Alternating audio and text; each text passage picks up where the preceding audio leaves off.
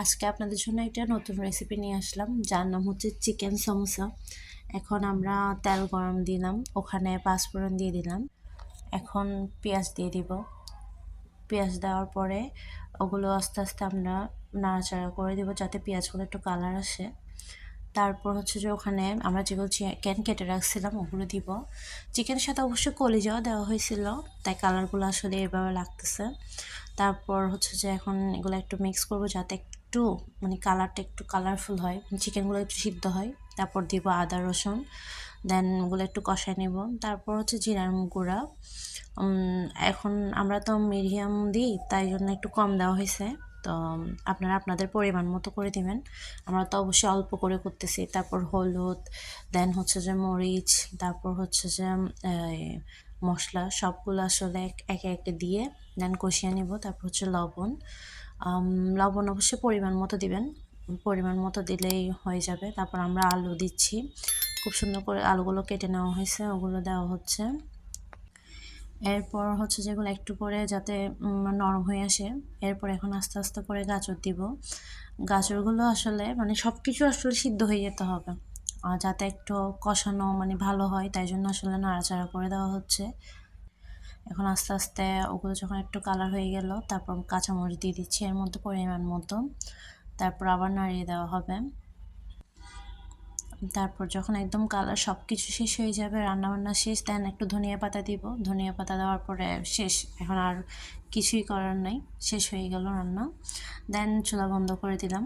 এটাই আসলে দেখানো যে চুলাটা বন্ধ করে দিবেন, না হলে কিন্তু আবার দেখিয়েন পুড়ে যেতে পারে। একটা বাটিতে পরিমাণ মতো আটা নিয়ে, আটা বা ময়দা যে যার মতো করে নেবেন, তার মধ্যে পরিমাণ মতো করে লবণ দিবেন।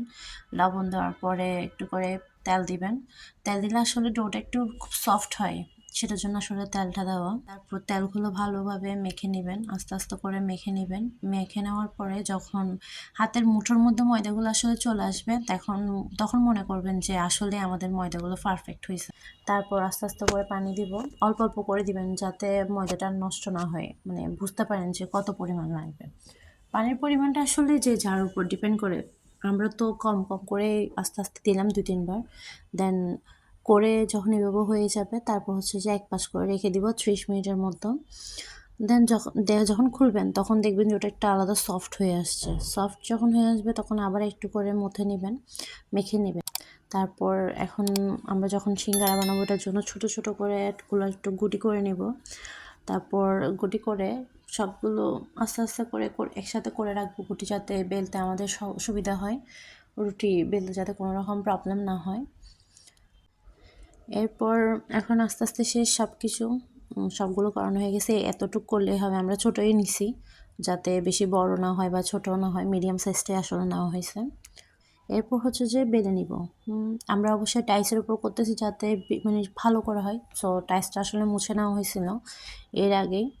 তারপর হচ্ছে যে এখন সুন্দর করে রুটিটা বেলে নিব। বেলার পরে একটু যখন লম্বা করে বেলবো, যাতে দুনো পাশটা সুন্দর করেই আমরা আসলে মোড়াতে পারি, তাই জন্য সুন্দর করেই বেলে নিব। এখন রুটিটা লম্বা করে বেলে নিব। দেন একটু লম্বা করেই বেলবো যাতে আমাদের জন্য সুবিধা হয়। আর আপনারা যারা যারা আমার পেজে নতুন আছেন, সবাই লাইক, কমেন্ট অ্যান্ড শেয়ার করবেন। সবাই পাশে থাকবেন আশা করি। দেন রুটিটা বেলা প্রায় শেষ হয়ে গেছে। এখন আপনাদের জন্য একটু হাতে নিতে গিয়ে আসলে পড়ে গেছিলো, এখন আবার ঠিক করে রাখছি। এখন হচ্ছে মাঝখানে কেটে নেব, মাঝখানে কেটে দেন এটাকে আসলে 2 পিস করব। একটা থেকে আসলে 2 পিস হবে। এখন 2 ভাগ করে দেন হচ্ছে যে এখন বটে নেব আস্তে আস্তে। এখন হচ্ছে যে এভাবে করে বটে আমি ভালো করে দেখাচ্ছি, আসলে দেখে নিন যেভাবে করে বটবে সিঙ্গারাটা। এভাবে করে ভালো করে বটে নিতে হবে, একটু পানি দিলে আসলে ভালো করে লেগে যাবে, এটার জন্য আসলে পানিটা দেওয়া। তারপর এর মাঝখানে যেগুলো কিমা করে রাখছিলাম ওগুলো মাঝখানে দিব, দিয়ে সুন্দর করে ভালো করে ফিল আপ করবো।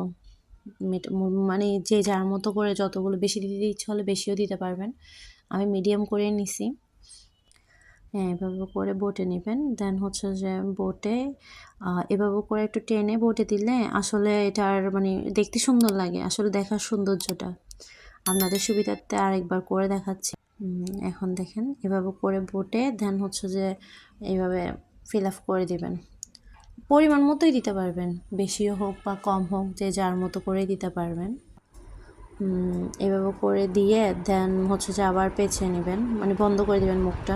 দেন একটু করে এই বাস থেকে টেনে তারপর হচ্ছে যে বন্ধ করে দেবেন। এভাবে করে একে একে করে সবগুলো সিঙ্গারা বানিয়ে নেবেন।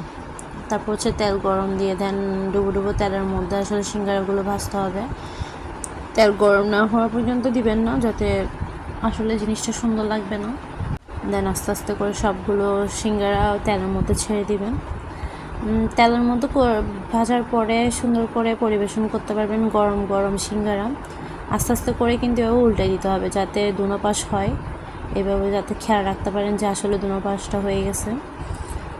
আস্তে আস্তে করে উল্টে দেবেন একটা একটা করে, সিঙ্গেল পিস করে। দেন যখন একটু একটু কালার চলে আসবে দেন একটু করে আবার উল্টে দিবেন, যাতে সব দিক দিয়ে ভালো করে হয়। আসলে আস্তে করে নামিয়ে নেবেন কালারগুলো যখন এরকম চলে আসবে। এখন তৈরি হয়ে গেল আপনাদের গরম গরম চিকেন সমোসা। এগুলো দেখতে যতটা সুন্দর হয়েছে, খেতে আসলে ততটাই মজা হয়েছিল।